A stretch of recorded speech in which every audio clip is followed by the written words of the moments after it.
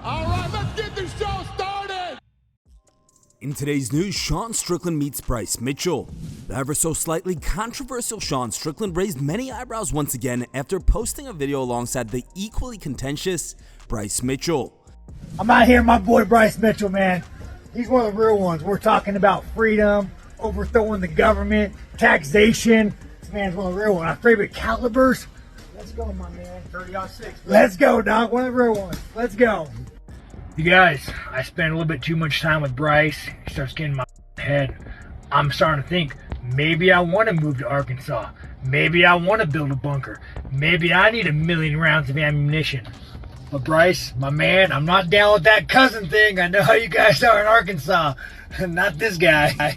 Sean also revealed that he had a successful meeting with the UFC, and it sounds like the Paulo Costa fight is a done deal. He wrote, "Well, had a meeting with the UFC and told them that I don't want to be rich. I want to be able to support a family after my career is done. They actually were pretty supportive, made it happen. Thank you, fans. All right, Borachinha MMA, you got your wish. Let's do some bleeding." Conor McGregor vs. Michael Chandler to be announced at the UFC 300 press conference. There have been rumblings of some sort of big announcement at the UFC 300 press conference. On his YouTube channel earlier this month, Max Holloway suggested that something was in the works for the presser. Earlier today, a report from MMA Uncensored alleged that McGregor's bout against Michael Chandler will be announced at the UFC 300 press conference on Thursday. The report also added that McGregor and Chandler will be on hand for the event and face off afterward. As far as the fight date, the two have been linked to a UFC 303 return. Earlier this year, McGregor claimed that he would compete against Chandler in a middleweight bout on June 29th. Holm reacts to Ronda Rousey's recent comments. Back in 2015 at UFC 193, Holm pulled off one of the biggest upsets in UFC history as she knocked Rousey out cold to become the new UFC bantamweight champion. Just recently, Ronda did an interview with BBC and revealed that she had a concussion going into that fight, and that's the reason why she lost.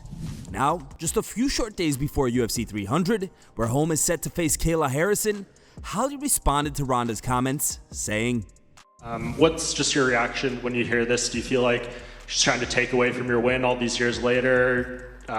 Do you think this is accurate? Just give us your thoughts. Well, so everything I say, which I'm sure people will just take parts of what I'm about to say and make it sound how you guys want. But I say this all out of respect. In order to have a big upset like that fight was, you have to have a dominant champion. So without her being so dominant, then I couldn't have been able to have such an upset.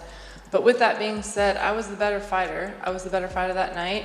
And every fighter at this point, if you've made a career of fighting, you've had a concussion at some point.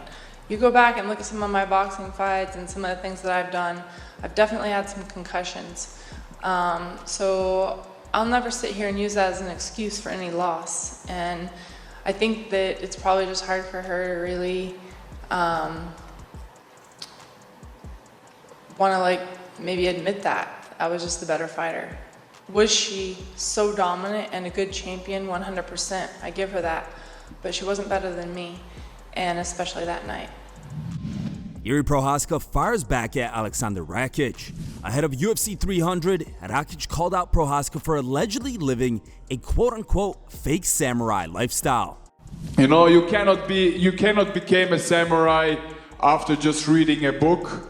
You know, what his coach gave it to him, and live this spirit. You know, if you are a samurai, you need to live this for a long time and not for the last 2-3 years. So that's why I said he's a samurai, a fake samurai.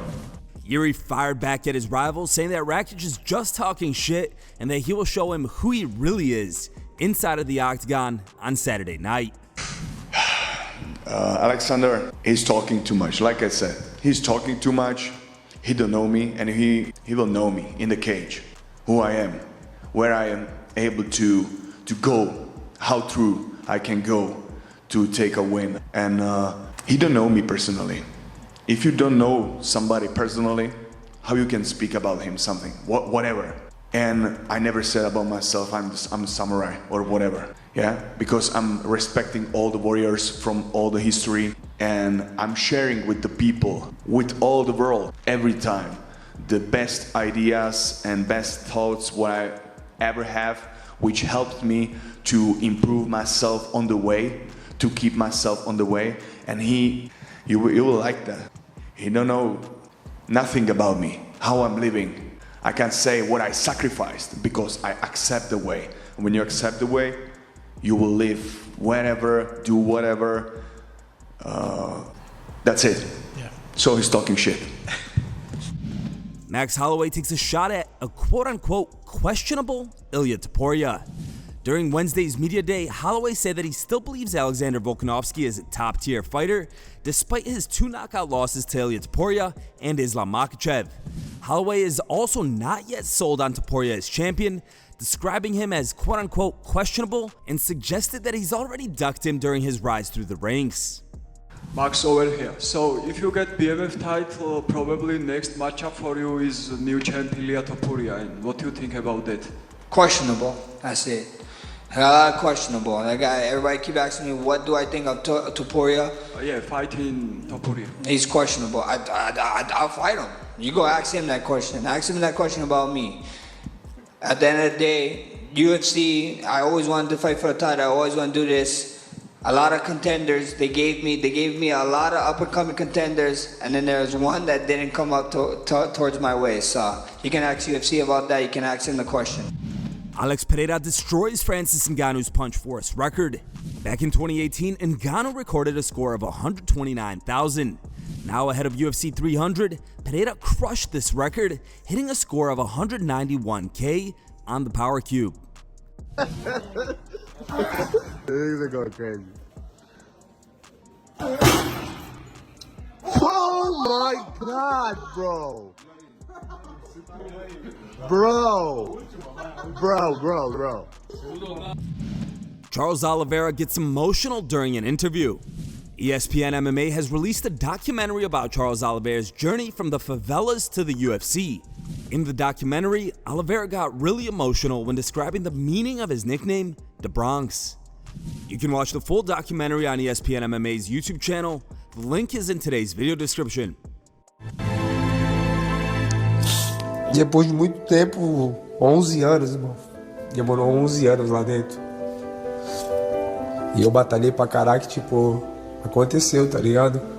Então eu tipo, de verdade eu acredito que Deus me escolheu, sabe? Pra poder mudar a minha história, mudar a história dos meus pais e de muitas outras pessoas. Moleque que veio do nada, de baixo, de dentro da comunidade, desacreditado. Se hoje Deus me levasse hoje, eu morreria muito feliz. Por tudo que eu tenho, por tudo que eu proporcionei para meus pais. Do branco significa isso para mim. Um moleque que veio da favela para vencer.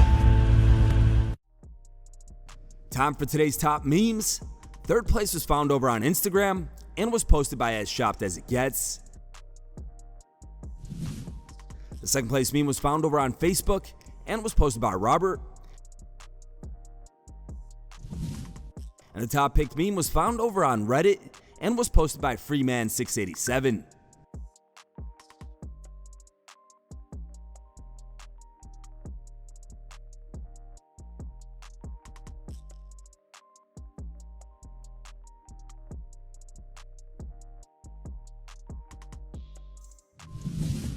Thanks for watching. If you like the content, smash that like button and don't forget to subscribe to stay in the talk.